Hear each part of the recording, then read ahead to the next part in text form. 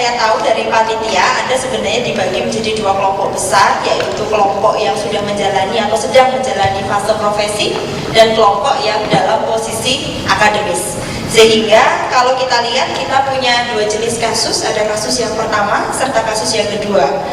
Masing-masing akan dibahas oleh satu kelompok yang sudah menjalani profesi dan satu kelompok yang masih akademis. Jadi untuk kasus yang pertama akan didiskusikan oleh kelompok 3 dan kelompok 1.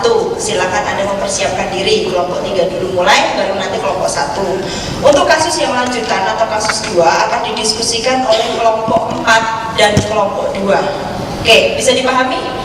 Ya, komentar dari Dr. Ova akan diberikan di akhir dua kelompok. Jadi dua kelompok diskusi atau mempresentasikan dulu, baru kemudian mendapatkan masukan dari Dr. Ova.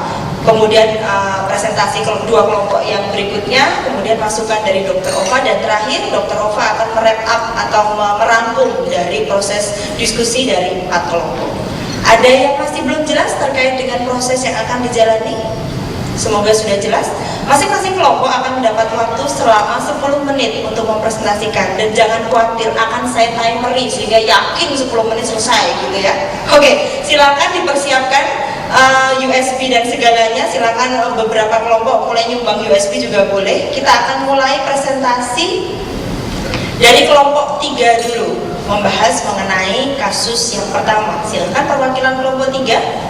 Kelompok 1 diharapkan mempersiapkan diri. Yang merasa kelompok 3, saya pengen tahu dulu pembagian duduknya. Yang belakang kelompok berapa, Dek? Iya.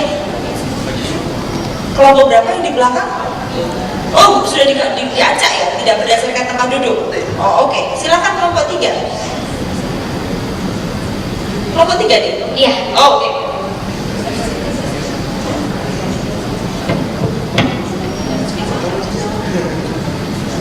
Oh iya. Jadi assalamualaikum warahmatullahi wabarakatuh. Selamat sore semuanya. Apa kabar? Ya. Jadi saya barusan ada info dari panitia. Jadi kalau misalnya untuk diskusi ini tidak hanya satu orang yang presentasi. Jadi untuk meningkatkan pemahaman teman-teman, karena kita berbeda profesi dan tingkat pemahaman kita terhadap kasus juga akan berbeda untuk setiap profesinya masing-masing. Jadi mungkin saya hanya nanti permulaan saja, kemudian nanti dilanjutkan dengan teman-teman yang lebih paham di bidang tertentu yang akan dipresentasikan. Ya, kami dari kelompok 3 kita akan berbicara mengenai sebuah kasus, dan di sini ada interaksi kita berbeda profesi. Lanjut. Nah, kasusnya berhubungan dengan Nyonya D, Nyonya Diamond lah atau apa mungkin. Nyonya D 31 tahun, dan Nyonya D ini sedang hamil, memasuki bulan ke Desember, Januari, 4 bulan. Kemudian beliau ini hamil anak kedua, karena beliau ini sudah punya anak pertama laki-laki. Dan kehamilan anak pertama, atau beliau melahirkan anak pertama itu dengan berat 4.100 gram, yang dikatakan bahwa berat itu tidak normal, karena seharusnya maksimal itu 3.500 gram untuk bayi yang dilahirkan. Kemudian Nyonya D ini dengan kondisi gingiva atau gusi yaitu membengkak ya. Mungkin gambarnya bisa dilihat di kasus masing-masing. Kemudian, nah di sini kita list permasalahan pada pasien itu seperti apa. Yang pertama adalah wanita ini hamil. Kemudian wanita ini mempunyai anak, sudah mempunyai satu anak yang dilahirkan dengan berat 4.100 gram yang tadi sudah saya sampaikan. Kemudian kedua orang tua pasien itu mengalami hipertensi, dan ayahnya punya penyakit diabetes mellitus. Dan di sini karena berdasarkan sumber tekanan darah pasien itu 130 per 80 mmHg, kami mengindikasikan bahwa pasien mengalami prehipertensi. Kemudian Kemudian dihitung IMT-nya 27, itu masuk ke overweight. Dan di sini tadi sudah saya menyatakan gusinya bengkak dan juga berkalkulus, gitu. Dan yang terakhir adalah karena di sini diriwayatkan bahwa suaminya merupakan tamatan SMP, kami mengklasifikasikan menjadi low sosioekonomi gitu, dan juga pendidikannya di bawah, ya begitu. Nah, lanjut. Nah, untuk penata laksanaan kasus di sini kami mengambil sebuah yang dinamakan dengan keluhan utama. Nah, keluhan utama pasien adalah gangguan gusi atau kalau dokter gigi bilangnya gingivitis. Nah, di sini mungkin kami mengklasifikasikan atau membedakannya berdasarkan masing-masing profesi terlebih dahulu. Yang pertama dokter gigi. Nah, kalau misalnya dokter gigi itu kebetulan saya dari profesi dokter gigi. Jadi kalau misalnya pada saat kehamilan itu sangat rentan sekali pasien mengalami yang namanya pembengkakan gusi. Jadi karena di situ ada peningkatan hormon estrogen dan juga progesteron, sehingga ada pelebaran atau ada peningkatan kapilaritas pembuluh darah, sehingga mudah sekali pasien ini mengalami yang namanya edem atau pembengkakan gusi. Nah, di sini si pembengkakan gusi ini juga tidak hanya dapat disebabkan oleh adanya peningkatan hormon. Jadi ada pengaruh lokal seperti adanya kalkulus atau adanya iritasi pada gusi, itu juga akan bisa menyebabkan pembengkakan. Nah, penata laksanaan yang pertama mungkin untuk dokter gigi adalah scaling, karena scaling ini adalah dapat menurunkan tingkat pembengkakan ketika gusi itu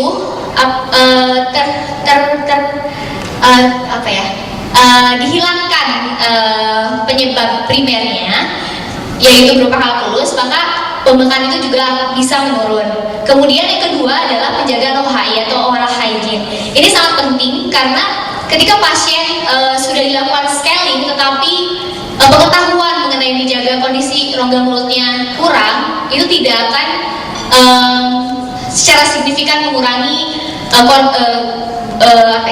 tingkat kebersihan rongga mulutnya, sehingga penjagaan OHI ini sangat penting untuk pasien. Nah, di sini kami tidak melihat hanya satu profesi saja, jadi keseluruhan kondisi pasien juga dilihat dari berbagai profesi.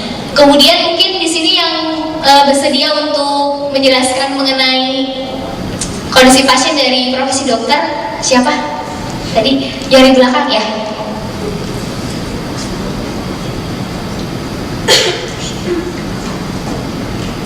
Waktunya 3 menit lagi ya. Bismillahirrahmanirrahim.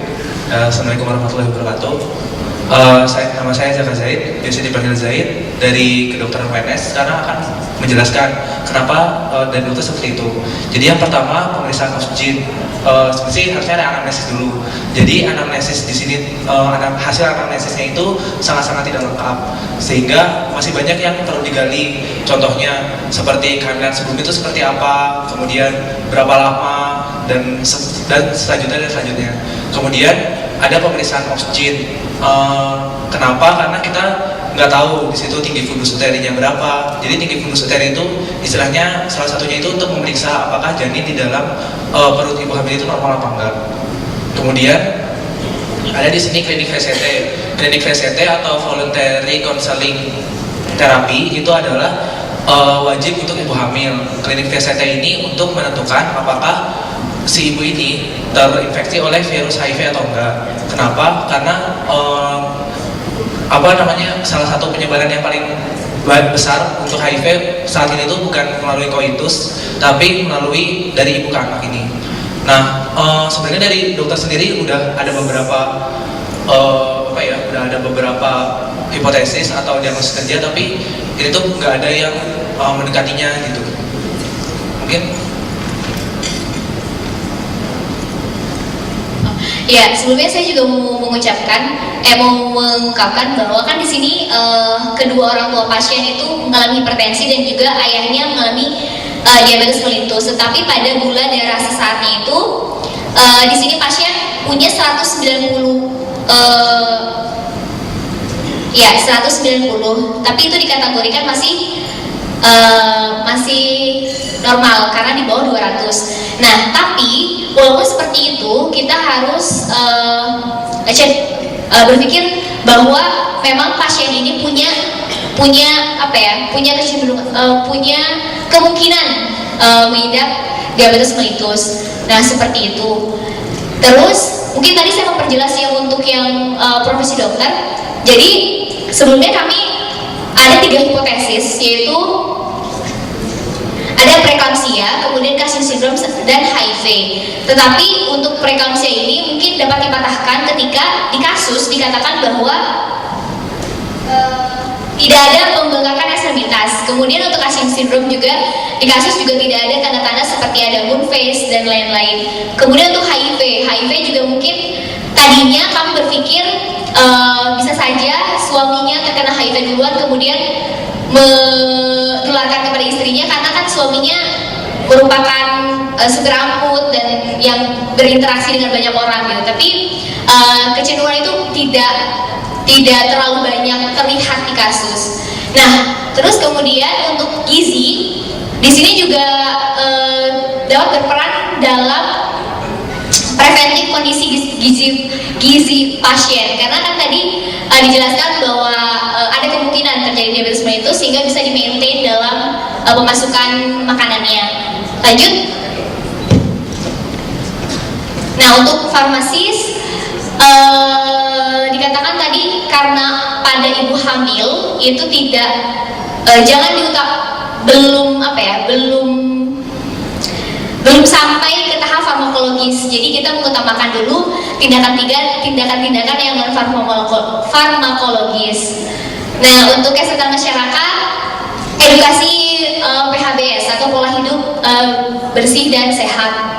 Kemudian untuk perawat di sini sama seperti tadi dokter gigi ya, menjaga OHI-nya, kemudian ditekankan pada pendidikan kesehatan manajemen stres karena di sini mungkin saja si wanita hamil ini punya banyak tekanan sehingga mengalami stres, kemudian itu bisa mempengaruhi pada kondisi tubuhnya. Waktunya habis. Ya. Kita bisa berikan 1 menit lagi untuk menyelesaikan proses diskusinya. Dan terakhir, bidan ini bisa dilakukan TFU atau tinggi fundus uteri gitu. Karena kan si pasiennya sedang hamil, di situ bidan bisa berperan dalam tindakan TFU ini. Selesai, terima kasih pas waktunya. Ya, terima kasih untuk kelompok 3. Mungkin tepuk tangannya dulu untuk dari kelompok 3 yang semangat banget mempresentasikan. Jangan lupa bahwa ada 3 pertanyaan besar yang akan kita jawab dan akan kita fokuskan di sana. Pertanyaan yang pertama adalah masalahnya apa? Jadi tadi ceritanya panjang, masalahnya apa gitu aja. Kemudian rencana tata laksana, rencana kolaborasi, ini tadi yang sebenarnya belum muncul, baru sampai di pertanyaan yang kedua. Dan yang terakhir, tenaga kesehatan apa saja yang perlu dilibatkan. Tadi mungkin sekilas di slide-slide terakhir itu muncul. Oke, kita akan lanjutkan kepada kelompok berikutnya. Mungkin untuk pertanyaan yang pertama, bila itu dirasa sama, bisa lebih cepat sehingga bisa fokus di pertanyaan kedua, ketiga, dan keempat. Silakan kelompok 1 untuk memulai diskusinya. Kelompok 1, posisi di mana? Ya, silakan Dek. Tidak usah menunggu dipaksa. Ya, siap-siap kelompok 4 dan kelompok 2. Kalau perlu flash disknya sudah ditaruh di depan biar sekalian nanti langsung on gitu.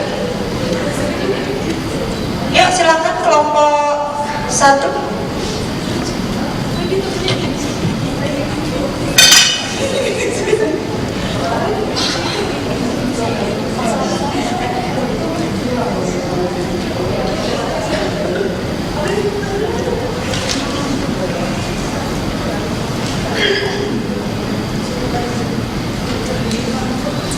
Silakan langsung mulai dulu aja deh dengan pembukaan. Ya baik, selamat siang teman-teman semua. Saya dari kelompok 1, nama saya Syeda. Dengan mewakili teman-teman kelompok saya akan mempresentasikan hasil diskusi kelompok kami.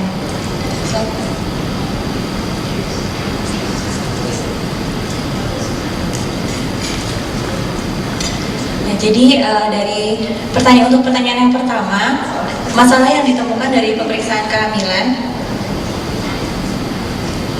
Jadi pada pasien ini ditemukan adanya riwayat melahirkan bayi makrosomi 4.100 gram, kemudian dalam penyakit keluarga juga ada riwayat diabetes mellitus dan hipertensi, dan ditemukan kadar gula darahnya 190 mg yang menandakan sudah adanya terjadi toleransi glukosa yang terganggu, sehingga dari 3 hal ini di atas mengindikasikan adanya faktor risiko untuk terjadi diabetes gestasional pada ibu.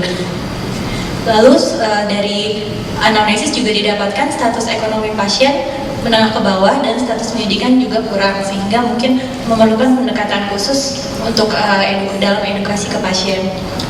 Ditemukan juga kesadaran akan kesehatan dirasakan kurang karena pasien baru memeriksakan diri padahal kehamilannya sudah usia 16 minggu. Nah, kemudian dari pemeriksaan fisik juga didapatkan adanya kalkulus supragingiva dan pembengkakan gusi yang kadang berdarah yang menandakan adanya gingivitis. Slide. Oke, ini bisa ya.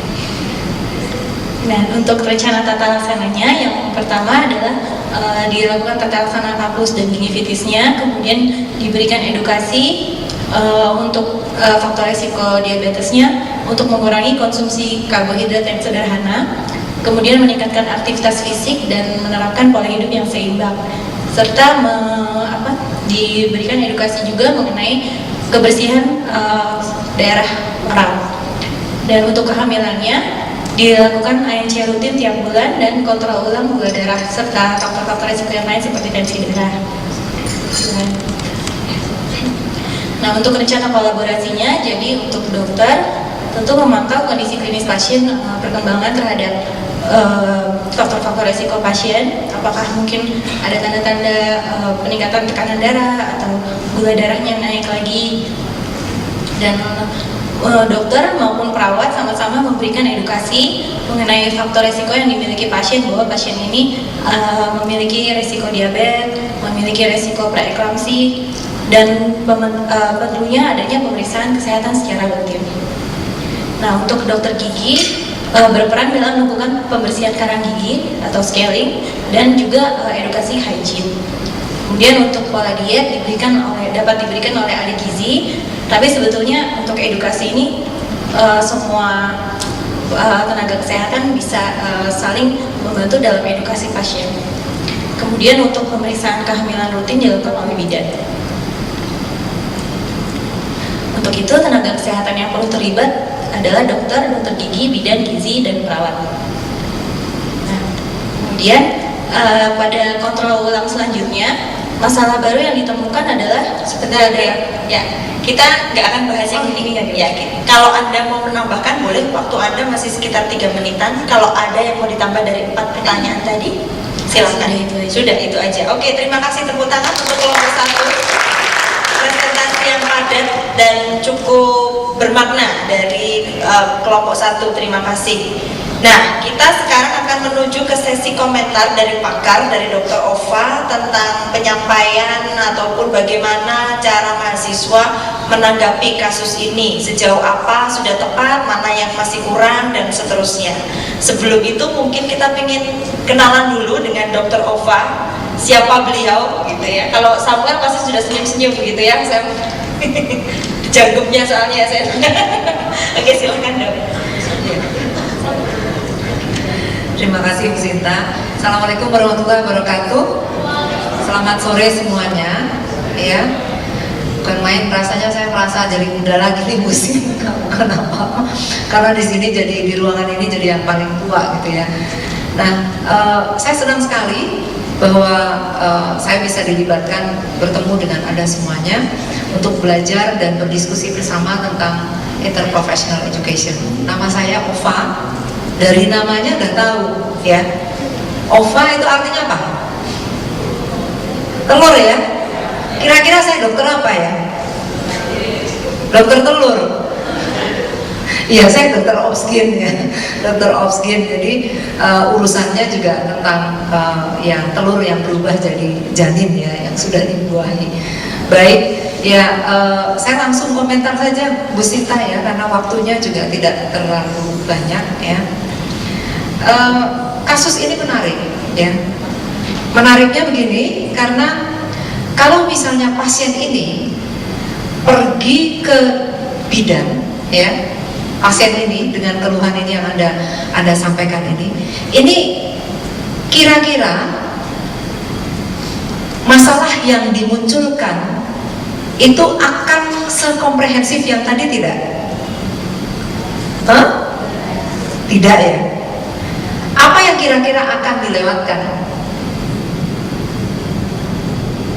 Apa? Pemeriksaan lab? Apalagi? Kolaborasi dengan profesi yang lain. Ada lagi nggak?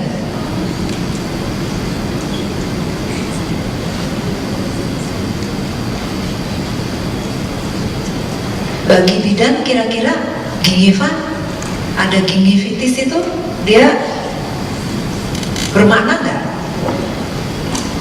Bagi dokter saja mungkin itu tidak bermakna ya. Jadi artinya saya melihat tadi presentasi, dua presentasi tadi saling melengkapi ya, saling melengkapi. Jadi kita melihat Anda sudah memunculkan beberapa masalah yang kalau dilihat di dalam skenario ini sudah masuk semuanya. Misalnya di sini ada bayi besar, betul, berarti Anda sudah mengamati bahwa itu bukan suatu hal yang benar. Walaupun ada saja orang yang melahirkan 4.000 tapi bukan diabetes, tapi kita mengatakan bahwa ini sudah ada faktor risiko. Jadi ini saya kira satu pengamatan yang jeli. Terus kemudian juga Anda melihat adanya overweight.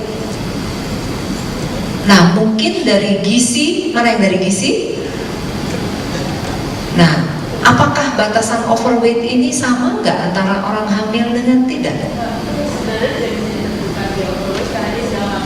Gimana?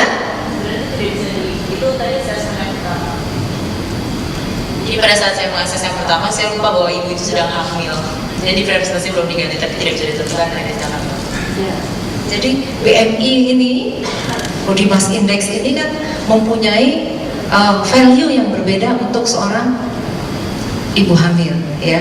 Jadi itu juga suatu hal yang apakah ini BMI-nya betul ya. Jadi ini dikatakan overweight ya.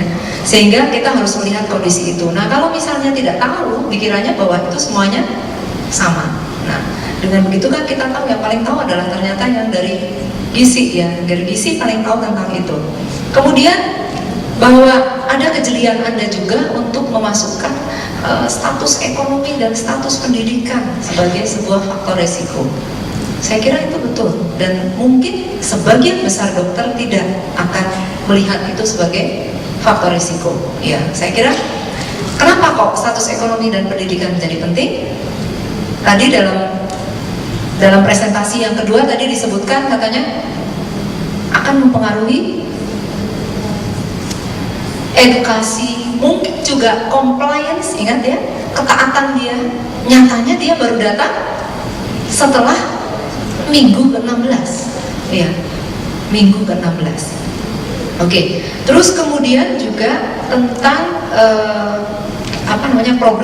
problem di gigi ini tadi yang pertama juga cukup intens. Nggak tahu kelihatannya di sini apa dokter gigi semua ya, sebagian besar ya dokter gigi ya.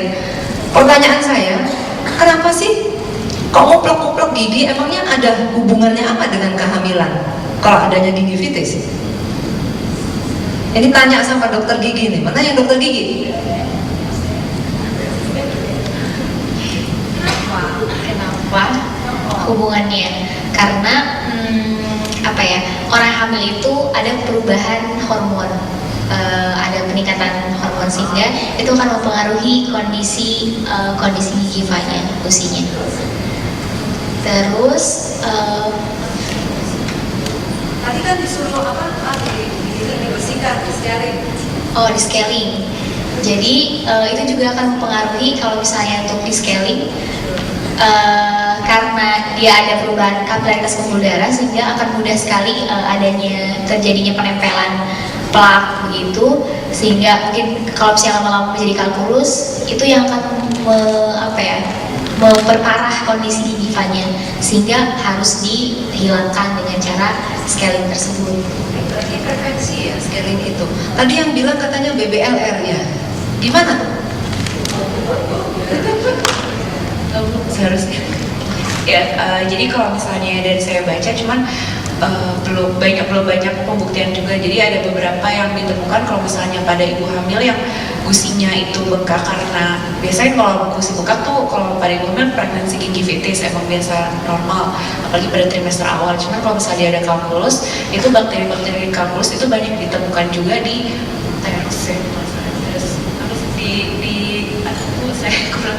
pokoknya ditemukan di janin, dan itu bisa beberapa peneliti, beberapa jurnal bilang ada yang bilang di saat ibunya itu punya kalkulus dan ada bakteri masalah Pachygyphalis, itu ditemukan juga Pachygyphalis, itu nanti berat badan bayinya bisa rendah atau ada yang lahir prematur.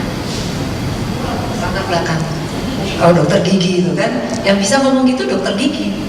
Ya, jadi artinya kita bisa melihat bahwa variasi dari masalah dengan melihat sesuatu dari sisi pandang yang berbeda-beda itu akan membuat kita menjadi semakin kaya, semakin kaya. Dan ingat di sini pada saat kita mendiskusikan masalahnya apa, makanya pertanyaan pertama tadi masalahnya apa, ya? Itu adalah masalah bukan dilihat dari profesi Anda. Ini dari diskusi tadi Anda itu belum ada yang melihat dari sisi pandang pasien. Pasien ini datang ke dokter, atau mungkin dalam skenario itu kan datang ke dokter toh, datang kepada suatu tim, dia itu targetnya atau mengharapkan apa? Kan itu targetnya ya. Jadi masalahnya adalah untuk menjaga supaya kehamilannya sehat, ibunya ataupun bayinya. Nah, itu apa yang harus dilakukan? Jadi artinya kita tidak hanya melihat dari kacamata profesi kita, tapi juga melihat apa sih yang dibutuhkan oleh pasien, ya. Nah, saya kira itu dari kasus yang pertama, nanti mungkin akan dilanjutkan dengan yang berikutnya, nanti mungkin akan lebih komprehensif. Ya, terima kasih Dokter Ova untuk komentarnya bagi dua presentasi pertama. Oke, kita lanjutkan untuk diskusi kelompok berikutnya, yaitu kelompok 4 dan kelompok 2. Sudah siap kelompok 4? Jadi ada pertanyaan, 4 pertanyaan yang akan dijawab. Ini judulnya, pasiennya kembali lagi pada tanggal 9 Juni 2014. Ini tanggal sekarang masih 29 Maret tadi kasusnya yang pertama, kasus yang kedua ini menuju ke 9 Juni 2014. Sudah ada pemeriksaan laboratorium dengan kadar HB sekian dan gula darah puasa sekian. Pertanyaan pertama, masalah barunya apa? Berarti harus berbeda dari masalah yang pertama tadi. Nomor 2, jika ada bagaimana rencana tata laksananya. Nomor 3, rencana kolaborasi. Yang keempat adalah tenaga kesehatan apa lagi yang mau dilibatkan selain daripada tenaga kesehatan pada kasus yang pertama tadi. Ini judulnya mau keroyokan nih, kelompok 4 ini. Kita ada surprise gitu. Silahkan, oke. Ayo, bergerak.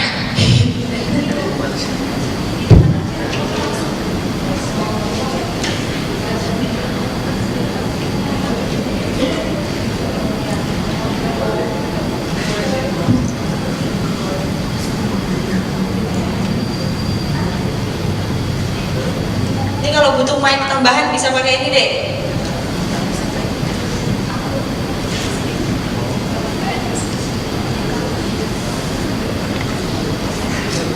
Mau berapa yang mau ngomong? Ini kalau mau tambah lagi bisa, silakan. Gak usah malu-malu, langsung mulai deh. Waktunya 10 menit, buat malu 5 menit.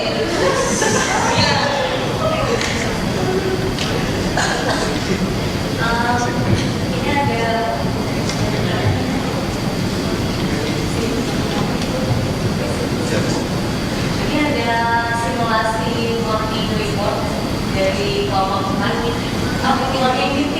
meeting puskesmas dari kelompok 4.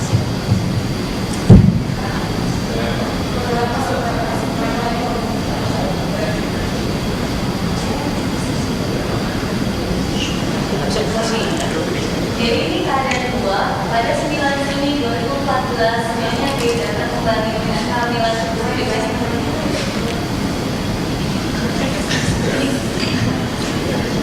Nah iya, jadi ini masalahnya gula darah puasa pada ibu ini 110 mg per desiliter, normalnya kurang dari 90 harusnya. Kemudian ya, jadi masalahnya di sini adalah gula darah dari ibu ini melebihi normal.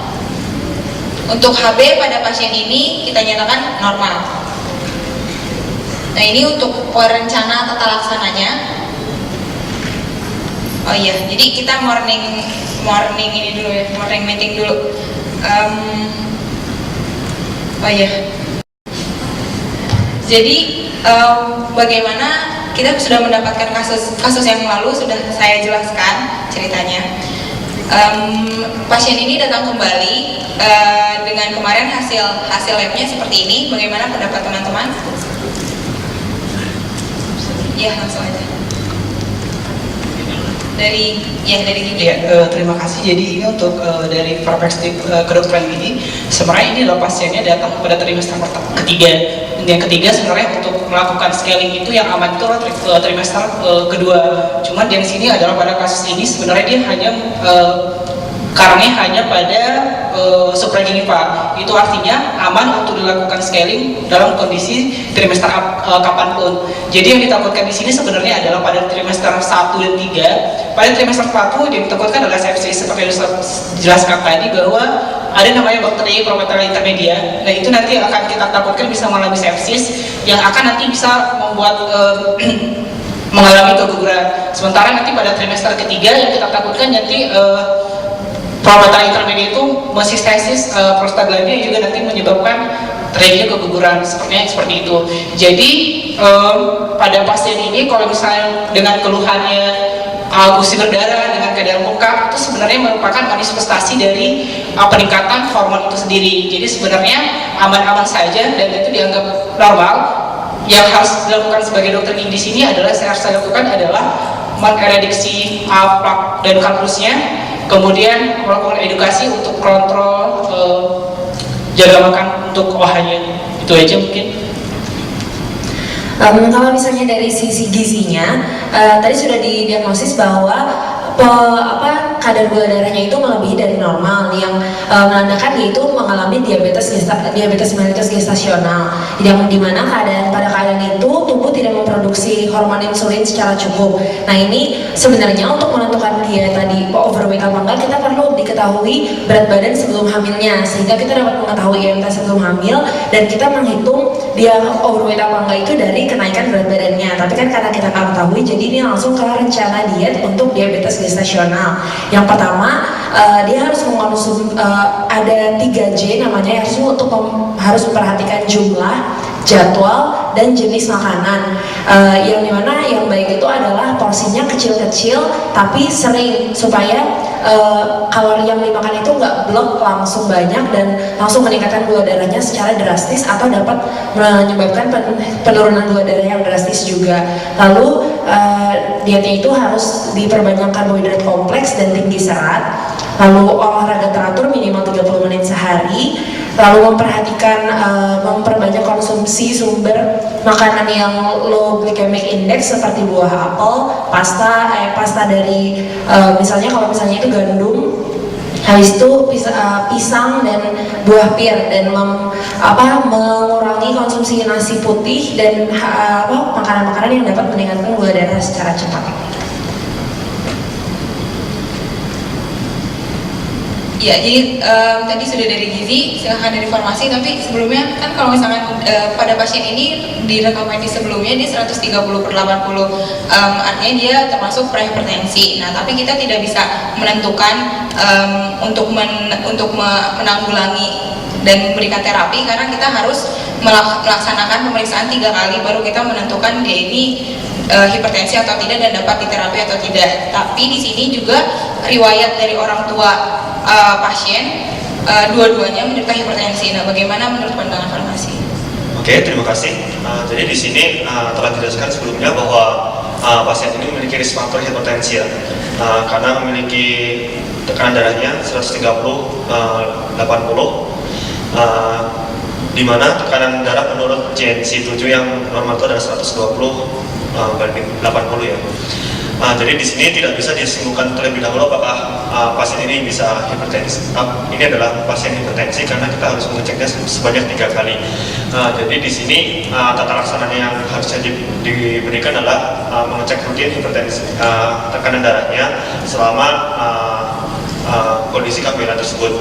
Dan apabila memang hipertensinya itu akan semakin meningkat, maka harus diberikan tata laksana terapi obat. Tata laksana terapi obat yang digunakan adalah metildopa, karena metildopa ini cocok digunakan untuk ibu hamil dan tidak memiliki kontraindikasi untuk ibu hamilnya.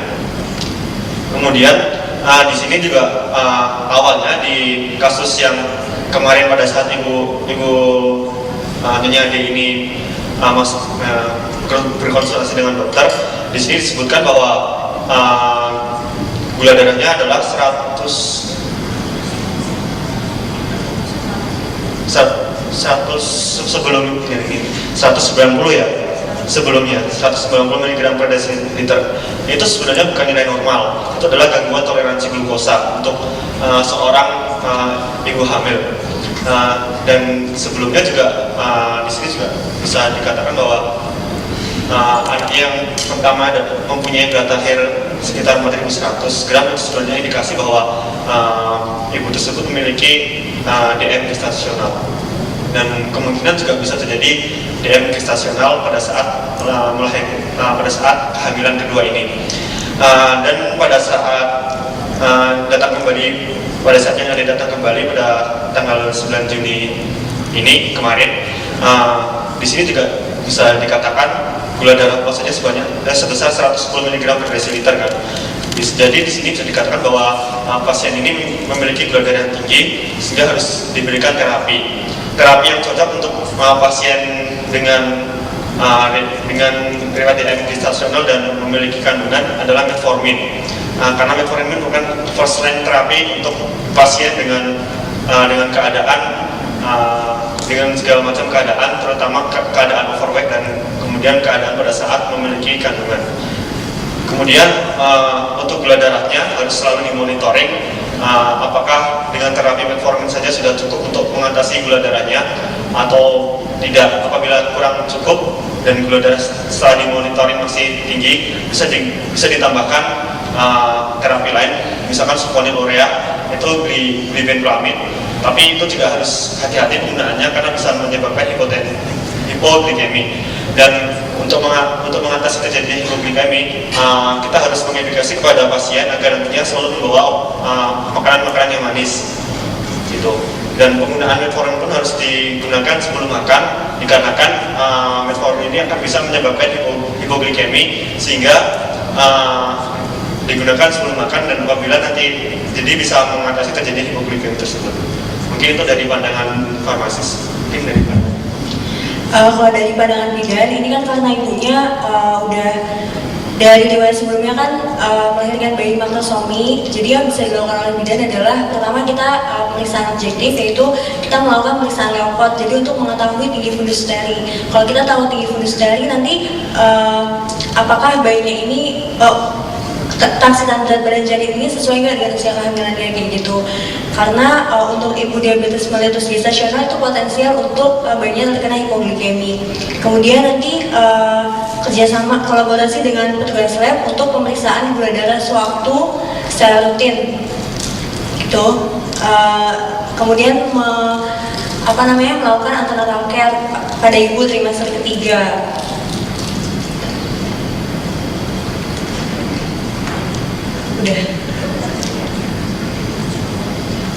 Jadi menurut diskusi kami tadi bahwa rencana kolaborasi yang akan kami lakukan itu adalah melibatkan tenaga kesehatan seperti dokter, kemudian juga berkolaborasi dengan tenaga gizi, bidan, dan juga farmasi. Kemudian dari hasil diskusi 4 tenaga kesehatan ini akan diaplikasikan kepada pasien sehingga nanti akan memberikan pelayanan kesehatan yang paripurna kepada pasien. Namun di samping 4 tenaga kesehatan ini kita juga harus bekerja sama dengan petugas lab yang dimana hasil-hasil lab dari pasien ini harus diinformasikan dan dijelaskan dengan sejelas-jelasnya kepada keempat tenaga kesehatan yang terlibat agar nanti dari gizi juga mampu memberikan diet yang sesuai dengan hasil labnya, kemudian bidannya juga memberikan ANC sesuai dengan hasil labnya, dan juga dari farmasi begitu pula dengan dari dokter. Jadi kalau semua tenaga kesehatan ini, dokter, gizi, bidan, farmasi plus tenaga labnya itu berkolaborasi, saling bekerjasama untuk memberikan pelayanan kesehatan yang terbaik kepada pasien.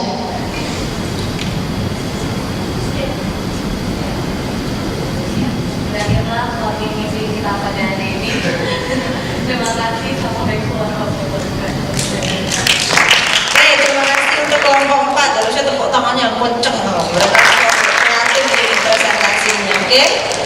Nanti akan diberi komentar dan saran dari Dr. Ova. Berikutnya kita minta kelompok 2 untuk presentasi. Kelompok 2 dari sebelah mana? Oke, silakan. Mau bawa teman-temannya lagi nggak? Ini kelompok 2. Nyumbang tepuk tangan aja kelompok 2 ya.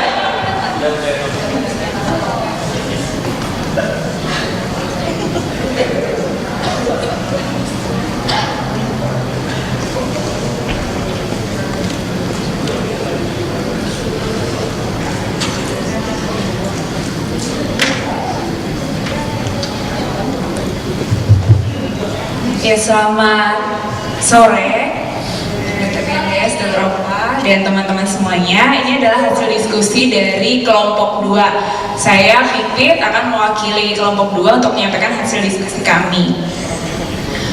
Kami dalam satu kelompok ini terdiri dari 4 profesi: dokter, dokter gigi, perawat, dan bidan.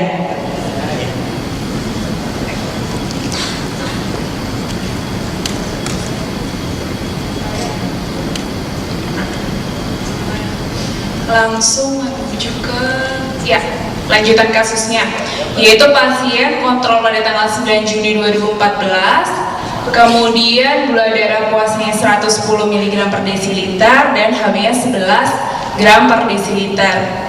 Kemudian masalah baru yang kami temukan yaitu ada 3. Yang pertama, pasien ini mengalami DM gestasional. Kemudian terdapat penurunan HB dari 11,6 jadi 11. Dan yang ketiga adalah di awal diskusi pada kasus yang awal kami menganjurkan pasien ini untuk ANC 1 bulan setiap 1 bulan. Namun ternyata berdasarkan kasus pasien ANC bulan Maret dan kunjungan berikutnya baru bulan Juni, sehingga kami menyimpulkan pasien ini tidak ANC 1 bulan kemudian sesuai yang kami anjurkan. Nah, bagaimana rencana tata laksana pada pasien? Yang pertama, untuk masalah DM gestasionalnya adalah yang satu, kontrol gula darah. Di awal kita sudah menganjurkan untuk mengatur pola makan.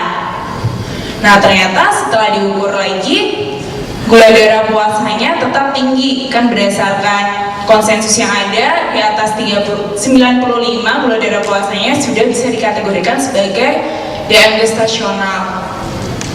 Oleh karena itu perlu dipertimbangkan apakah untuk mengontrol gula darahnya perlu dengan bantuan obat untuk menurunkan gula darah, misalnya insulin. Kemudian yang kedua adalah konseling ulang mengenai gizi, terutama untuk manajemen nutrisi, pengaturan diet DM pada kehamilan. Yang utama adalah pasien harus memahami adanya pembatasan kalori. Kemudian yang ketiga, mencegah munculnya faktor risiko yang bisa memperberat keadaan pasien. Di kasus yang awal kita ketahui bahwa pasien ini ada riwayat keluarga hipertensi dan ayahnya menderita diabetes. Nah, maka dari itu, apalagi di tensi, pada kasus yang awal terdapat prehipertensi, maka kita tidak ingin pasien mengalami preeklamsi. Oleh karena itu, perlu dilakukannya kontrol tekanan darah secara rutin. Kemudian untuk masalah penurunan HB, nah ini perlu dievaluasi apakah pertama ada gangguan atau ada kesalahan dalam pola makan. Misalkan pasien kurang mengkonsumsi makanan-makanan yang mengandung zat besi sehingga HB-nya turun, atau terdapat penyebab yang lainnya, misalkan terdapat perdarahan, misalnya pasiennya ada ambeien atau infeksi saluran cerna yang mengakibatkan perdarahan dan lain sebagainya. Menurut kami hal ini perlu dievaluasi. Kemudian yang ketiga adalah ketidakpatuhan pasien dalam antenatal care. Maka perlu ada motivasi lebih kepada pasien untuk mau kontrol antenatal care setiap bulan, terutama mendekati hari-hari tanggal partus itu harus semakin sering. Rencana kolaborasi yang pertama sebagai dokter ini akan menangani masalah diabetes mellitus gestasionalnya, kemudian pencegahan faktor-faktor risikonya seperti hipertensi, mencegah preeklamsi, mencegah anemia, dan mengatasi penyebab anemianya tadi, kenapa HB-nya turun, serta menganjurkan pasien untuk USG. Sehingga pasien bisa dirujuk untuk ke dokter spesialis kandungan untuk menjalani pemeriksaan USG.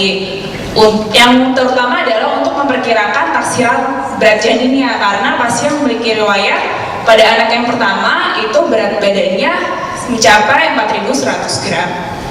Kemudian sebagai bidan bertugas untuk kontrol untuk ANC selanjutnya, kontrol dari keadaan janinnya maupun keadaan ibunya. Kemudian untuk dokter gigi, seperti yang di kasus yang awal, pasien kan mengalami gangguan gingivitis, maka perlu dikontrol lagi apakah gangguan tersebut masih ada, karena tadi berdasarkan diskusi mungkin saja hal tersebut terjadi berulang atau masih menetap. Kemudian yang terakhir adalah perawat di sini mengadakan kolaborasi dengan ahli gizi, misalkan menanyakan makanan kesukaan pasien apa, apakah ada alergi makanan, dan membantu menghitung jumlah kalori sesuai dengan kebutuhan pasien. Kemudian yang terakhir adalah tenaga kesehatan lain yang perlu dilibatkan adalah ahli gizi untuk menunjang faktor pengaturan pola makan pada pasien. Ya, sekian hasil diskusi kami. Terima kasih. Terima kasih untuk kelompok 2 atas pemaparannya. Berikutnya kita akan mohonkan komentar dari Dr. Ova dari 4 pertanyaan lanjutan ini. Ya, terima kasih Bu Sinta. Adik-adik semuanya, kalau kita lihat, apakah masalahnya sama antara kasus pertama dan kasus kedua? Ini pada pasien yang sama ya? Sama enggak? Pada saat dia datang pertama kali dengan pada saat yang kedua, sama enggak masalahnya? Siapa yang sama? Siapa yang beda? Oke. Jadi sepakat beda ya?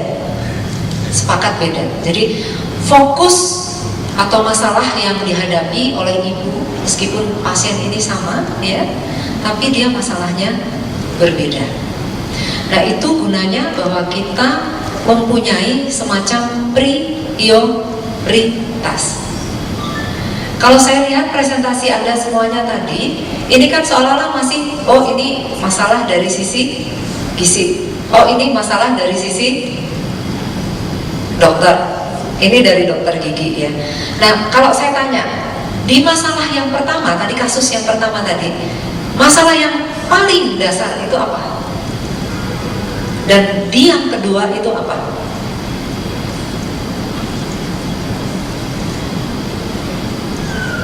Apa Mbak?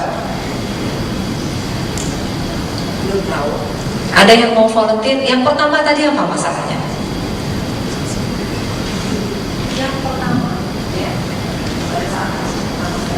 Kalau untuk yang pertama itu permasalahan di gigi ya, Gigi. yang begitu terus di Yang paling utama. Pada saat Anda belum bisa membedakan mana yang paling prioritas, bisa situ kita bingung mana yang harus lebih dan tidak. Prioritas itu adalah yang seperti apa? Aktual, apa maksudnya aktual? Ada, kelihatan dan dikeluhkan oleh pasien. Jadi apa yang pertama kali? Yang apa namanya? Masalah yang pertama itu apa? Giginya. Giginya? Di situ. Tapi juga ada apa namanya? Masih ada risk factor-nya juga di situ. Tapi baru kelihatan risk factor-nya itu ada di kasus keduanya itu. Gigi. Ada yang lain?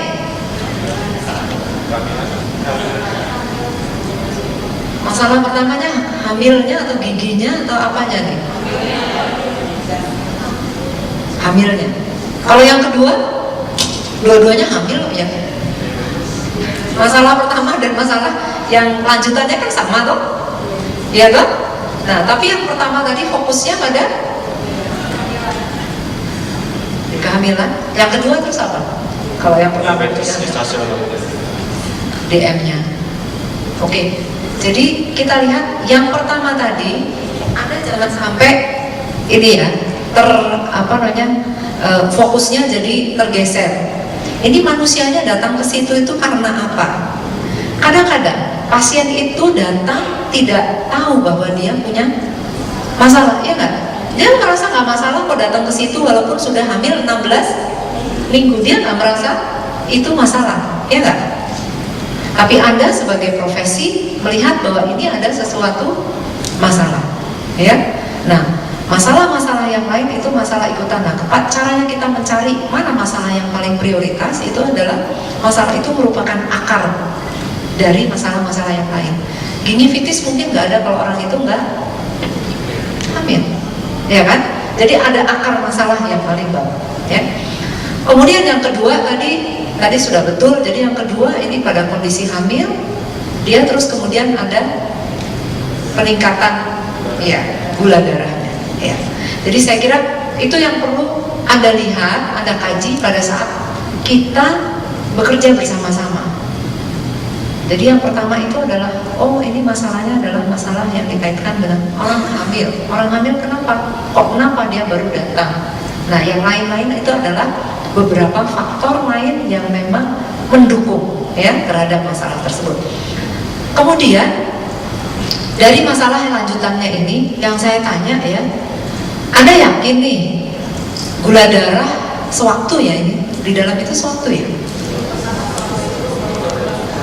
Yang ada di ininya gula darah yang 190 itu berapa? Sewaktu ya? 190 ya. Terus kalau yang berikutnya gula darah puasa 110. Apakah sudah cukup untuk menegakkan diagnosis diabetes gestasional? Ini siapa nih yang jawab kalau yang kayak gitu? Sudah cukup nggak? Standar emasnya pakai apa? Hah? Apa tuh? Jadi kita mesti tahu nih standarnya pakai apa. Apakah data itu cukup? Ya, mungkin berarti kita harus menegakkan diagnosis untuk melihat, menyingkirkan apakah resiko itu memang betul-betul ada atau tidak ya. Jadi kita harus melakukan yang disebut dengan glukose toleransi tes dengan pembebanan 75 gram glukosa. Ya. Nah, kalau misalnya itu negatif, bagaimana? Kalau itu positif, bagaimana? Baru kita bicara tentang diabetes mellitus gestasional. Nah, Anda betul bahwa ini di sini sudah disebutkan tentang diet ya, dua-duanya, dua kelompok tadi saling melengkapi. Misalnya untuk gizi lebih kepada edukasi ya tadi ya, edukasi, kemudian juga pola makan. Pada pasien ini, kalau misalnya dia memang terbukti DM gestasional, yang akan dilakukan pertama kali apa? Gizi dulu, apa farmasi, atau bareng-bareng? Gizi dulu. Gizinya Sampai berapa lama dia akan melakukan pengamatan? Kan tadi gizinya katanya harus yang indeks glikemiknya rendah, terus tidak boleh makan makanan apa tadi ya, dan bagaimana cara pengolahannya. Itu berapa lama itu ditunggu? Ini gizi tahu nggak nih? Mana yang gizi? Berapa lama kita mengatakan bahwa suatu terapi gizi itu memang mempunyai dampak pada pengurangan masalah itu? Bisa pakai mic itu, Mbak? Sebenarnya kalau misalnya dia pertama kan dia hamil, kalau misalnya dia trimester 2 itu pertama dia tuh ada penambahan kalori sekitar 300 kalori, tapi kalau misalnya dia diabetes baru diatur pola makannya. Jadi sebenarnya itu nggak ada waktu dia harus berapa lama gitu sih. Jadi selama dia masih dinyata, makanya kan ada pengecekan lab terus itu kan, selama dia masih, kalau misalnya dia didiagnosis positif yang tadi intoleransi glukose itu berarti sekarang gini aja, kalau positif terus kamu mau ngapain? ngasih diet yang diabetes gestasional. Berapa lama kamu mengatakan bahwa oh ini cukup diet aja?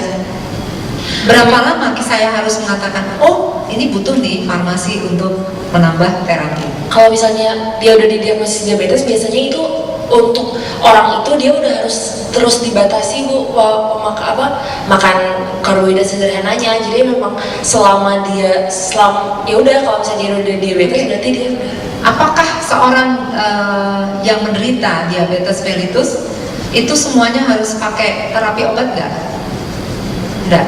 Ada sebagian yang perlu, ada sebagian yang. Nah itu pertanyaan saya. Jadi jangan dibalik-balik. Ya, mau nambah. Jadi mungkin nanti pada saat dietnya itu diatur itu ada pemeriksaan rutin itu TGGO. Tapi apabila sudah diatur itu sudah tidak bisa dan malah terjadi kenaikan glukosa darahnya, itu baru diberikan terapi obat. Ya, jadi sekarang gini, sebagai dokter kan mau tanya nih, kalau saya dokter umum saya akan tanya ya, oke, ini diet bisa kok ngatur kayak gitu, berapa lama ya? Dokter nggak pernah diajari itu tentang yang kayak gitu. Jadi pasti dengan, oh tunggu deh, misalnya dia dengan pembatasan begini, tolong seminggu lagi atau 3 hari lagi kita cek. Kalau misalnya ada penurunan sampai berapa persen, berarti ini bisa diteruskan. Belum perlu terapi obat, misalnya begitu. Atau obatnya mungkin dia dibikin tapering off, ya. Jadi dosisnya diatur, mungkin dikurangi atau segala macam, ya. Nah, itu yang kita sebut bahwa kita perlu diskusi dan kita perlu keahlian dari semuanya, ya. Saya memberikan sedikit ilustrasi ya. Saya sebagai dokter obskin, kalau saya ada di dalam kamar operasi, suatu saat ada pasien kasus dengan kehamilan di luar kandungan, yang dia ada pendarahan akut, anemia, HB-nya sudah 5,2. Karena pendarahannya akut, terapi dari obskin adalah buka sekarang, operasi sekarang juga. Anestesi nggak setuju. Kalau mau operasi harus ada darah dulu. Kalau 5 HB-nya, kita siapkan harus minimal 5 kantong. Dan dia harus distabilisasi dulu, baru nanti akan saya bius. Nah sekarang, kalau kita mempertahankan sisi pandang masing-masing keahlian, pasiennya jadi nggak ditolong ya kan? Pasiennya mati. Nah kita harus melihat mana titik temunya. Dokter obskin kalau misalnya di sini masalahnya adalah pendarahan, kalau nggak dibuka karena sumber pendarahannya itu nggak dihentikan, ya dia akan terus. Mau dijok lagi, dikasih transfusi, tetap dia akan keluar. Masalahnya tidak akan selesai. Makanya kita harus lihat kasus seperti ini apa masalah utamanya. Kembali, masalah utamanya apa? Sehingga pada saat kita membuat keputusan prioritas apa yang harus kita berikan pada pasien, itu kembali kepada kepentingan pasiennya itu apa. Pasiennya tuh butuh untuk supaya sumber pendarahannya dihentikan, ya udah operasi. Ada info konsen ya, memang itu pada saat kondisi di mana operasi yang tidak ideal. Kalau ideal kan HB harus 10 dulu, gimana? Ya itu yang seperti itu di lapangan jadinya kan banyak terjadi, ya. Bukan hanya kasus-kasus yang emergensi, tapi kasus yang rawat bersama itu pun jadi tidak bersama-sama. Seolah-olah kalau di dalam ininya bersama tapi tidak bersama-sama. Karena pasien bisa mendapatkan obat banyak sekali, ya.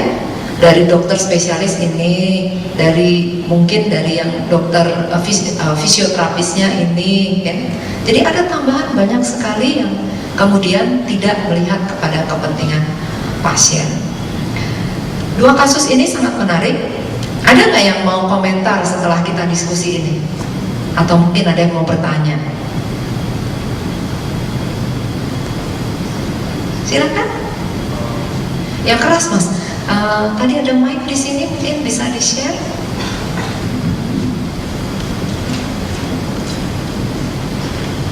Tes, ya. Komentar begini. Jadi melihat kasus ini, saya ngerasa kayaknya kasus ini tuh sering kita ketemu di lapangan. Jadinya kenapa? Soalnya gini, dokter umum yang ada di puskesmas itu, beberapa kali saya fit lab ke puskesmas itu memang punya waktu yang sangat sedikit untuk mendiagnosis pasiennya, sehingga hasil anamnesis dan pemeriksaannya pun sangat minim gitu. Pertanyaan saya, mungkin kalau misal di rumah sakit itu bisa istilahnya ditangani dengan baik untuk kasus-kasus seperti ini, anamnesisnya bisa lengkap, pemeriksaannya bisa lengkap, tapi bagaimanakah cara ketika di situ tuh suasananya adalah puskesmas, dan puskesmas yang istilahnya di daerah-daerah yang pesisir, apa namanya? Terpencil. Nah ya seperti itu. Itu kira-kira gimana ya dok? Apalagi terakhir saya fit lab untuk infeksi menular seksual pun, bahkan kadang di bagian poli umumnya tuh suka di dokternya digantikan oleh sarjana kesehatan masyarakat seperti itu. Terima kasih. Ya. Nah, tentunya ya, kalau misalnya di lapangan ya, di lapangan Anda sebagai, ini Anda dokter umum ya, dokter oke. Dokter umum tentunya berbeda perannya dengan tadi yang saya sebutkan tadi kan dokter spesialis gitu ya. Di puskesmas tentunya Anda itu adalah orang yang pentingnya itu ada memisahkan antara orang yang betul-betul sakit dengan orang yang sehat. Ada yang orang agak sakit atau sepertinya cuman psikosomatis gitu ya. Dokter umum itu pentingnya adalah di situ. Pentingnya dia itu adalah memisahkan populasi yang sehat dengan populasi yang betul-betul sakit. Orang yang berkunjung ke puskesmas itu belum tentu orang yang sakit secara medis. Ya, ada yang dia mikirnya, waduh, obat pusingku habis sih, aku tak datang ke puskesmas. Ya, karena obat pusingnya habis, terus ngomong kalau saya pusing. Ya bikin cerita lah ya macam-macam ya. Jadi artinya tidak semuanya itu adalah seperti itu. Sehingga di sini yang penting adalah Anda menjalankan peran Anda. Apabila Anda menemukan sesuatu yang Anda merasa di luar kompetensi Anda, ini pentingnya IPE kan di situ. Nah, Anda tidak perlu ngapusi gitu loh Jawanya tuh ya. Ibul memberikan keterangan-keterangan atau informasi-informasi yang Anda sendiri tidak yakin. Oh, kibulin aja gitu kan ya. Jadi itu yang tidak diperbolehkan. Tapi justru Anda melakukan konsultasi atau rujukan atau kerjasama. Kalau tadi yang Anda katakan, polinya aja dilakukan oleh SKM ya. Kalau seperti itu ya, itu saya kira di luar yang seharusnya ya.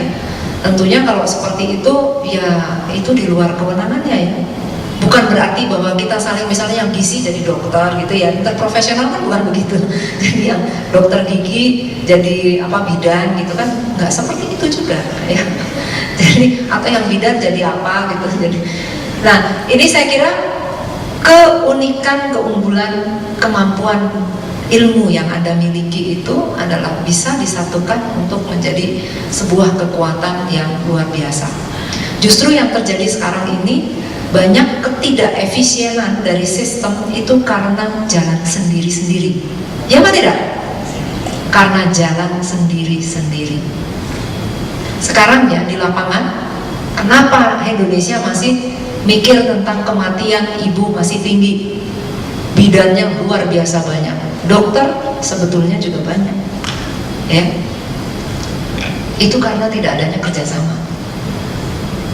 Bidan masing-masing mempunyai praktek sendiri-sendiri, yang kadang-kadang mungkin juga pasien untuk dirujuk aja, jangan dulu deh, gitu ya. Nanti saya dapat apa gitu kan? Jadi karena pikirannya adalah pikiran kepada profesinya sendiri, ya. Jadi artinya kita ini masih punya PR banyak, jadi harus banyak tahu tentang apa yang kita harus tahu dan apa yang harusnya kita share dengan orang lain, ya. Kematian ibu sekarang yang paling banyak itu adalah karena banyak sekarang yang meningkat adalah jantung. Salah satu yang kita kaji adalah karena bidan yang berperan untuk ANC itu bidan. Dan bidan kalau ada masalah dia langsung kemana? Dokter spesialis. Dokter umumnya itu dilewatin. Padahal untuk kelainan-kelainan jantung ringan, dokter umum itu bisa mendiagnosis, ya. Dan sekarang mulai banyak kematian ibu karena jantung, kematian ibu hamil. Dan salah satunya itu adalah karena seperti itu, dilompati, ya, dilompati. Nah ini yang membuat sistem kita tidak efisien. Saya kira itu dulu Bu Musibah, ya. Ya dok, sekalian ini karena sesi yang terakhir, komentar yang terakhir, apakah bersedia untuk merek up hasil di Bu Sinta saja. Oke, tadi berarti sudah di wrap up sekalian ya dok terkait dengan interprofessional education-nya. Sudah? Sedikit dok. Tadi kan masih konten ini, konten kasus kedua dan dihubungkan dengan kasus yang pertama. Nah ini mungkin terakhir kaitannya dengan interprofessional collaboration-nya juga yang perlu digarisbawahi sedikit dok. Ya, mungkin kalau saya ingin garis bawahi sedikit ini, di dalam pendidikan ini kita kan memang sudah sepakati, dianjurkan bahwa selama pendidikan kita harus mulai menggalakkan interprofessional education sampai nanti pada saat ada di profesi adanya kolaborasi praktek, ya. Nah ini tentunya dengan harapan bahwa kita ingin meningkatkan luaran dari layanan kita kepada pasien, ya. Jadi concern kita adalah pasien dan keselamatan pasien adalah tujuan kita yang utama, ya. Di dalam ada tadi diskusi, mungkin Anda mulai merasakan bahwa dari sisi knowledge ini kita masing-masing punya keunggulan. Oh, yang saya tahu ini, ya. Misalnya seorang dokter tadi bicara tentang medis teknisnya, dia mungkin tidak banyak akan menyinggung masalah tadi kebetulan gigi, ya, dan juga mungkin tentang masalah sosial ekonomi misalnya gitu. Dokter akan fokus kepada gula darahnya, ya, atau mungkin berat janinnya yang besar, ya. Terus kemudian tadi juga sampai kepada preeklamsia segala macam, ya. Ya, itu yang lebih fokus. Gizi nggak akan bicara seperti itu, ya. Tapi dengan bersama-sama tadi ternyata Anda dengan memerankan kemampuan Anda masing-masing itu ada share, ya, saling memahami kelebihan atau ya keunikan dari profesi lain, ya nggak? Jadi apa yang saya tahu, ada nggak tadi yang kira-kira konflik? Pengetahuan yang konflik, menurut saya ini benar, menurut dia salah gitu. Atau menerima aja gitu ya, masih gitu ya. Karena kalau misalnya udah sampai ke profesi yang beneran, sekarang kan Anda masih ada mahasiswa, ada yang sudah tingkat profesi, tapi kalau yang sudah masuk ke dalam yang udah lulus, sudah kerja gitu, wah, keakuan profesinya makin tinggi. Nah, kalau sudah terlanjur tinggi, itu untuk dijadikan satu lagi itu sulit. Makanya ini pada saat Anda masih sekolah, masih belajar, ini masih terbuka. Kalau orang masih belajar itu masih terbuka, sehingga menerima orang lain, merespek orang lain itu menjadi lebih mudah. Yang Anda pelajari yang kedua adalah tentang bagaimana kita menghargai. Tidak ada profesi yang lebih hebat. Ya, saya nggak akan bisa praktek kalau saya nggak ada perawat dan tidak ada bidan.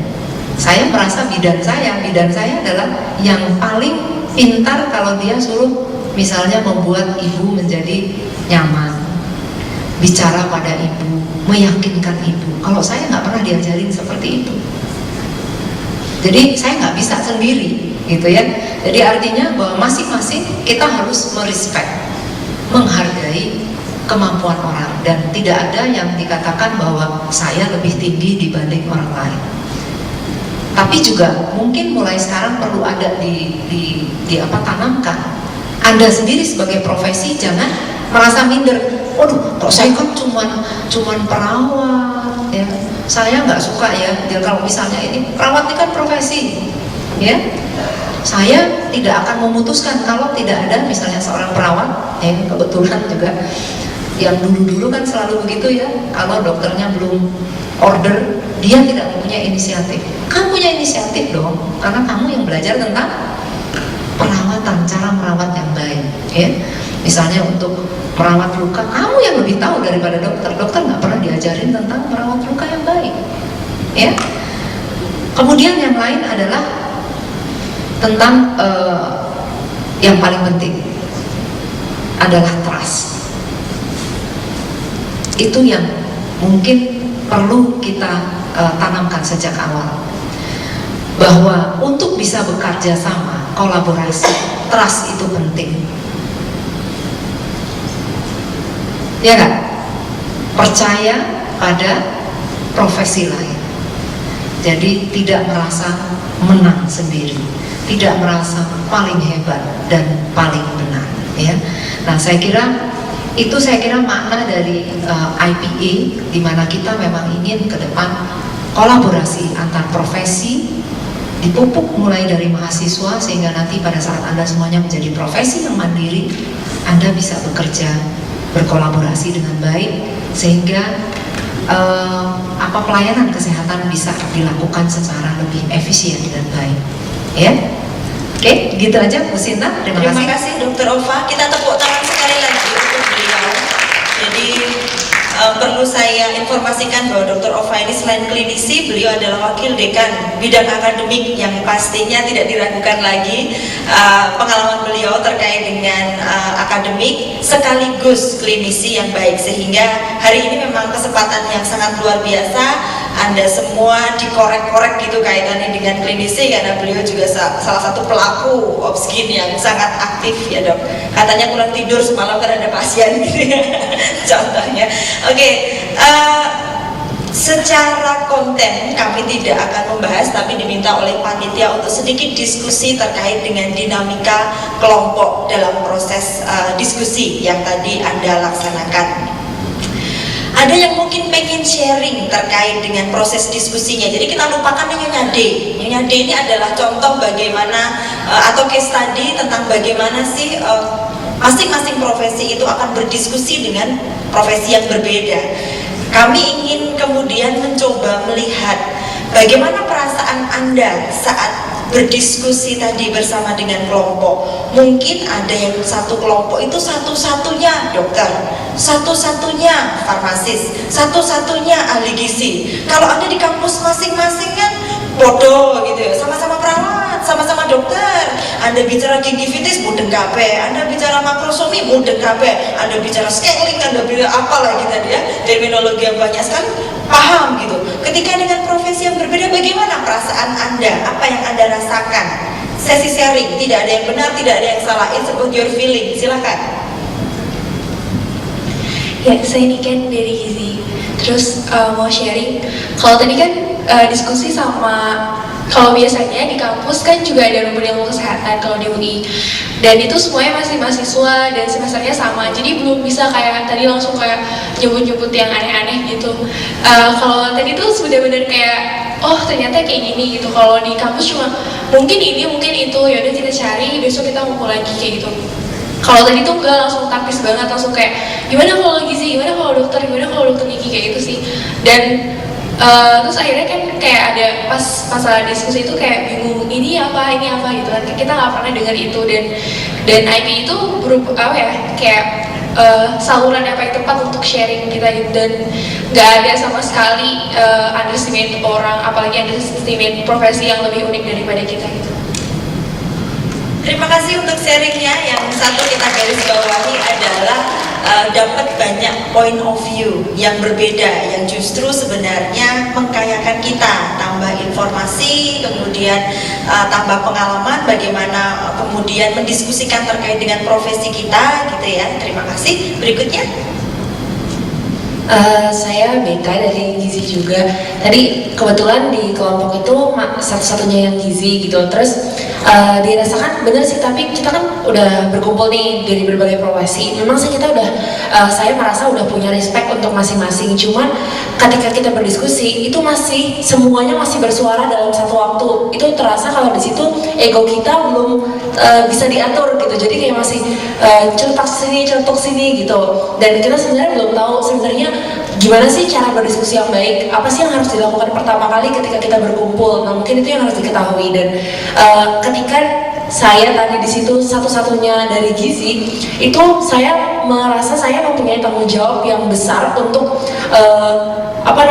karena nggak ada yang melengkapi saya. Kalau di sekolah, kalau misalnya di kampus kan ada yang ahli gizi lain, gimana sih, bener nggak sih kayak gini. Sedangkan kalau itu saya mempunyai tanggung jawab yang besar sama bidang yang saya punya gitu. Jadi itu pentingnya mengapa kita harus knowledgeable tentang ilmu kita dan juga mengetahui porsi dari sampai mana sih kita bisa menangani dari suatu masalah itu kayak gitu. Jadi merasa harus menyumbangkan sesuatu, jangan sampai kelewatan nih asuhan kegiziannya gitu. Unfortunately semua merasa begitu, jadi semakin ramai diskusinya dalam satu waktu pula. Sopo sing ngrungokke, sopo sing nyatet deh ngomong kabeh gitu. Oke, terima kasih. Ada yang lain yang ingin sharing tentang proses diskusinya? Assalamualaikum warahmatullahi wabarakatuh. Nama saya Adimas dan terima kasih buat rekan-rekan sejawat saya yang satu grup dengan saya.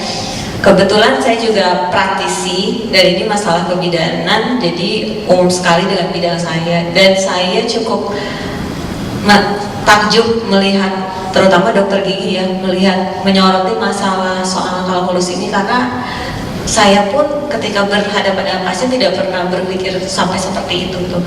Dan dari diskusi yang tadi banyak sekali informasi yang saya dapat dan kesimpulannya IPC itu memang penting.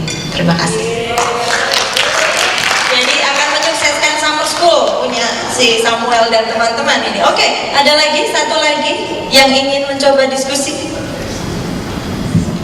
Terima kasih atas kesempatannya. Jadi hal yang paling saya tangkap tadi itu bahwa saya itu belajar dari teman-teman lain yang dimana mereka adalah dari profesi kesehatan yang lain. Itu adalah hal yang paling saya kagumi, dan bahkan tadi ada beberapa hal yang tidak saya tahu dari misalkan berat bayi yang 4.100 itu saya nggak tahu itu apa gitu loh. Karena farmasi urusannya tentang obat dan data labnya itu juga data lab untuk obat saja gitu. Dan memang interpersonal education itu sangat penting, dan saya rasa ini harus diimplementasikan di dalam kurikulum pendidikan kesehatan di Indonesia. Jadi dari satu contoh kasus saja, satu profesi akan terbuka matanya gitu bahwa ada ya masalah ini gitu. Ibu hamil tuh giginya harus dilihat juga ya, riwayat masa lalunya dan semuanya gitu. Ini hanya satu contoh kasus nih, belum lagi pasien-pasien lainnya yang ternyata unik dengan kasus-kasus yang berbeda. Satu lagi yang pengen sharing terkait dengan proses diskusinya. Oke, terima kasih atas kesempatan yang telah diberikan. Nama saya Santi Pawanti, saya dari Farmasi Untan. Mungkin saya satu-satunya juga ya, di kelompok saya tadi, satu-satunya dari Farmasi dan dari Untan juga. Memang jujur di kampus saya sendiri IP ini belum terrealisasi dengan baik seperti itu ya. Tapi dari kasus yang sudah diberikan tadi itu membuat saya lebih mengerti dan memahami lagi tentang IP itu kayak gitu. Terus IP ini memang penting sekali untuk kita lakukan nanti saat kita udah profesi seperti itu. Dan selanjutnya saya juga bisa seperti yang dikatakan teman-teman yang tadi bahwa kita lebih mengetahui bidang-bidang lain, profesi yang lainnya. Misalnya tadi tentang gigi, tentang dalam bidang kedokteran seperti apa. Jadi itu lebih melengkapi, saling melengkapi seperti itu. Terima kasih. Kita namanya. Oh, Santi dari Untan. Oke, terima kasih. Jadi ada unsur saling melengkapi. Kalau kita pengen diskusi lagi, sebenarnya Anda sudah kenal belum sih dengan teman sekelompok Anda? Atau baru ketemu di sini? Baru ketemu di sini. Kapan ketemunya? Tadi pagi. Dan langsung diminta untuk diskusi gitu ya. Sebenarnya saya pikir sangat luar biasa karena dalam proses diskusi pun Anda harus saling kenal, harus ngerti dari mana, bagaimana kemudian cara si dia ini ngomong, kadang-kadang dengan tekanan tinggi padahal memang suaranya seperti itu gitu ya. Jadi memang proses dinamika kelompok itu sebenarnya yang patut diapresiasi bahwa Anda baru saja nih ketemunya dari profesi yang berbeda. Mungkin pertama ada yang juga baru pertama kali diskusi dengan profesi yang berbeda. Ada beberapa universitas yang sudah mencoba untuk menyatukan para mahasiswa dari profesi yang berbeda sehingga udah biasa ngobrol sama mahasiswa kedokteran, biasa ngomong sama mahasiswa farmasi gitu ya, tapi ada yang baru pertama kali. Oke, kalau kita menggarisbawahi sebenarnya ada 4 komponen besar dalam interprofessional education. Yang pertama adalah value and ethic, bahwa di sana seperti yang disampaikan Dr. Ova ada unsur mutual respect and trust. Harus ada respect yang sama antar profesi yang berbeda, serta harus ada kepercayaan bahwa si A ini memang orang farmasi, dia pasti tahu banyak tentang farmasi. Si B ini adalah dokter gigi, banyak belajar terkait dengan gigi, pasti juga mengetahui terkait dengan keilmuannya. Yang kedua adalah role and responsibility. Tadi juga sudah disampaikan oleh Dr. Ova, IPE ini bukan berarti kita akan menyelesaikan semua permasalahan pasien. Kita masing-masing akan menyelesaikan sesuai dengan porsi keilmuan kita. Komponen yang ketiga adalah komunikasi. Hari ini dengan menggunakan case tadi itu Anda belajar bagaimana mengkomunikasikan keilmuan yang Anda miliki. Ada terminologi-terminologi yang baru yang Anda pelajari, bukan sok keren-kerenan gitu ya. Artinya kalau ada teman yang bilang makrosomi apa sih? Itu loh makrosomi adalah ini, scaling apa sih? Scaling adalah seterusnya. Jadi ada banyak yang bisa Anda pelajari dari sisi komunikasi. Belum lagi nanti Anda akan belajar memberikan feedback yang konstruktif. Itu yang seperti apa sih? Memberi masukan terhadap profesi yang lain seperti apa yang memang solutif dan konstruktif. Jadi menghindari unsur menyalahkan. Oh kamu sih ini dosisnya nggak tepat sih, jadi tak kasih ini juga nggak pas-pas. Orang medok-medok gitu tekanan darahnya misalnya kalau kasus hipertensi. Sehingga bagaimana membiasakan berkomunikasi dengan profesi yang berbeda. Dan yang terakhir, yang paling penting, bagaimana membiasakan bekerja dalam suatu tim. Tadi ada penyampaian bahwa semuanya pengen ngomong, semuanya pengen mempertahankan keilmuannya, semuanya merasa penting. Oke, that is okay. Tetapi ternyata kita butuh juga ada satu leader dalam satu kelompok, satu leader yang kita percaya dan semuanya juga percaya terhadap leader itu. Jangan lupa, a good leader start from a good team member. Belajar dulu menjadi team member yang baik, nanti pasti suatu saat nanti ada kesempatan untuk menjadi leader. Sehingga ketika menjadi leader tahu betul bagaimana memanage suatu kelompok. Itu kemudian yang paling penting. Kalau semuanya mau ngomong, siapa yang dengerin, siapa yang nyatet, tiba-tiba ngomong, setengah jam gitu ya. Ini hasilnya gimana, mau presentasi bingung, kita belum bikin PPT-nya tadi Pak, masih penyampaian diskusi dan seterusnya. Oke, ini satu pengalaman yang baik yang difasilitasi oleh Hapex Student Dikti. Hari ini saya rasa masih jadi pembukaan ya, Semi dan teman-teman ini masih dihangatkan kembali. Saya rasa akan ada banyak kegiatan-kegiatan terkait dengan interprofessional education. Semoga Anda semua juga nanti akan terlibat pada kegiatan-kegiatan berikutnya, karena merasa senang dengan diskusinya, mau lanjut lagi untuk yang kegiatan berikutnya. Demikian proses diskusi kita di siang hari ini, sore hari ini. Terima kasih atas kerjasama dan aktifnya proses diskusi ini. Kalau ada salah, saya dan Dr. Ova mengucapkan maaf bila ada, kalau tidak ada dikembalikan lagi gitu. Dan sampai ketemu lagi di kesempatan-kesempatan berikutnya. Selamat sore.